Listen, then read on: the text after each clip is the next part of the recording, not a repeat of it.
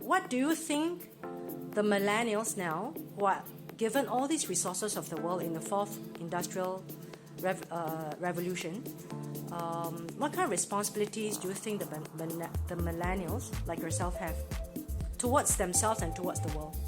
For younger generations, the most important thing they should take care of is that they have given all the resources, but usefulness of those resources in a right manner, in a correct manner, is the most important thing first of all, because resources can be misleading sometimes.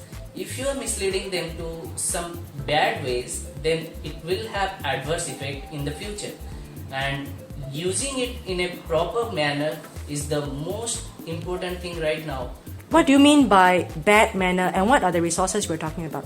Like, for example, the technology is a kind of resources which is developing every day. So if you are using it for proper uses, for example, we are checking the daily news, we are seeing the world growing itself, and we are seeing it in a proper way. If we are like arguing in ourselves that why it's growing in this manner, it should be grown in that manner, then you should be a politician rather than a developer in the world. So you shouldn't want to be a politician there and like argue with the facts. You should go there and fight with the facts and help them to grow bigger and better. Could you give me a concrete example? What you mean? For example, like the internet.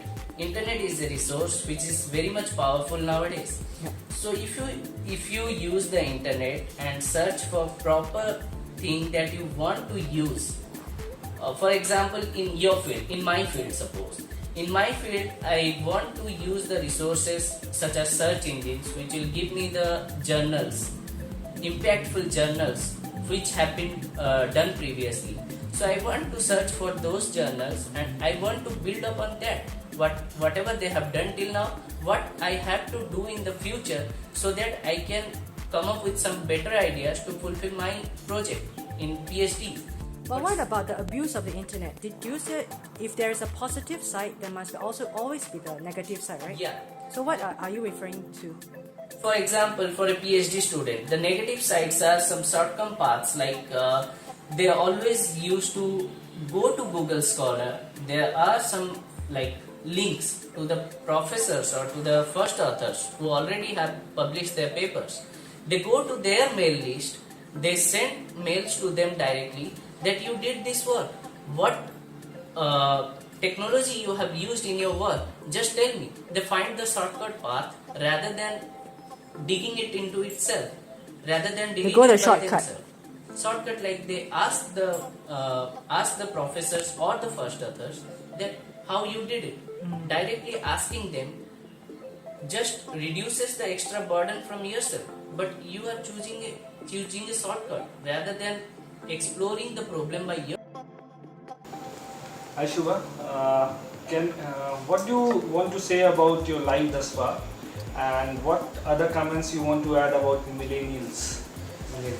Till now, my life was a roller coaster. Now it's a roller coaster. It's full of like deeps and ups, and you have to go through that because life is full of sorrow and happiness. You have to balance between both.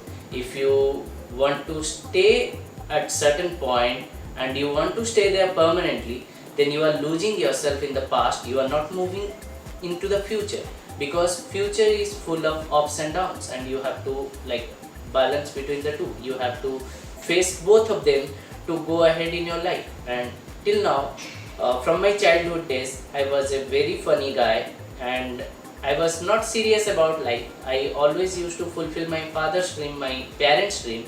They wanted to see me as a successful student in the school, and I always delivered. I always used to be in the topmost rank in the school, and at that time I thought that getting the top rank is everything because I didn't go into the deep learning. I was in the surface learning.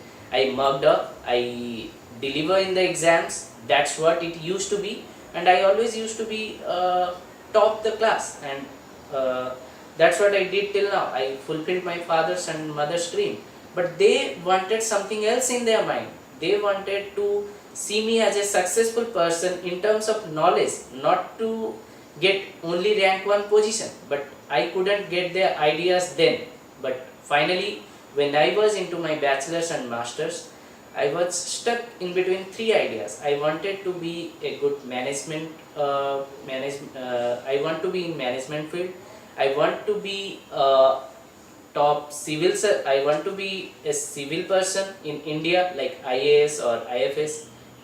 Then I wanted to be a doctor like I am doing now. I am like a PhD student. But finally I chose between the 3 by looking at my past. What I wanted to achieve and what I want to achieve should have a connection between the 2. I shouldn't be discontinued, because if I jumped into the management like many people does right now in India, without looking at their past, they directly jump into the management field and they do management because that has a lot of money in it. But I saw that I took physics as my bachelor's and master's. If I would have jumped into the management field, then there would have been a bigger discontinuity. And how I could have described that?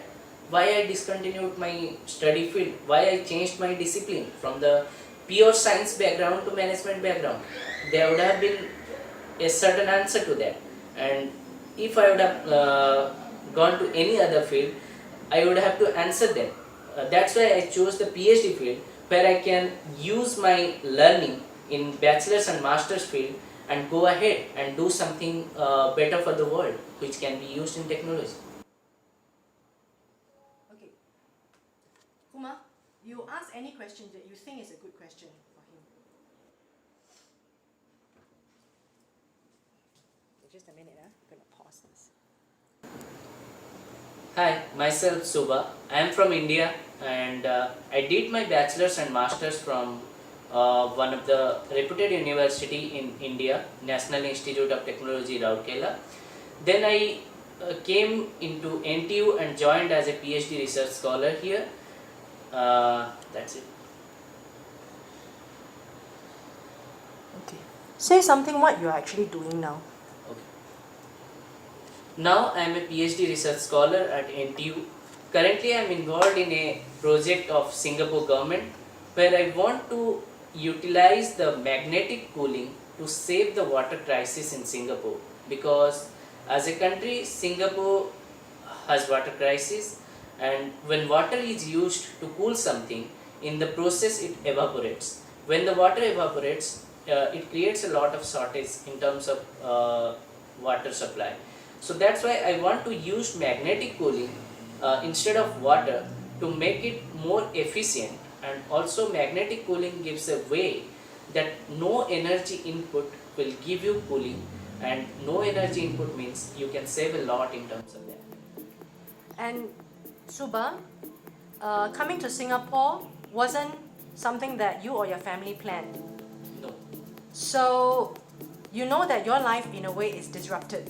Yeah. So do you think there will be a process of disruption in your life in the next few years? Possibly yes, because when you are not planning something and you are into it, it's a kind of disruption. And when something is disrupted, to fill it and to make it good for you takes a lot of guts and challenge. And yeah, my future life will be disrupted in a sense, because I am doing my PhD here. In the future where I will be, I have the vision for that, but I don't know where I will be. So that will be a bit of disruption.